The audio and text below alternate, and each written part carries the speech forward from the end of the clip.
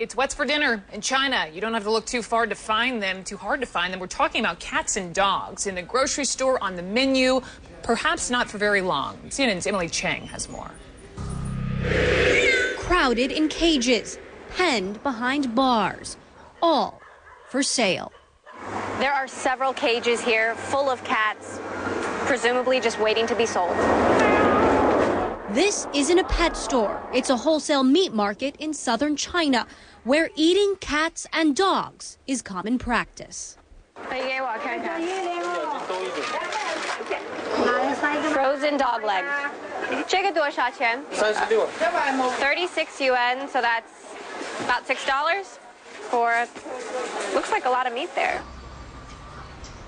At the Han River Dog Meat Restaurant, diners can have it almost any way they please. So on the menu, they've got dog steak, dog soup, dog and tofu, and many, many other dishes. And when we asked them which one is the most popular, they said everything is popular here.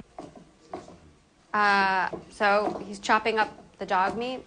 Never seen this before. It looks a lot like pork, I would say. It's a little difficult to watch. But dog meat is good for your health and metabolism, the hostess tells me. In the summer, it helps people sweat. Still, these local restaurants may have to find a new specialty. New legislation pending review by the Chinese government could make eating dogs and cats illegal.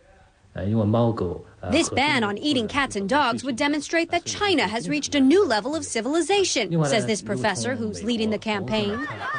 While many cats and dogs are specifically raised to be eaten, animal rights advocates say there's always a chance they're someone's lost or stolen pet. The Chinese government ordered dog to be taken off the menu during the Beijing Olympics to avoid upsetting international visitors.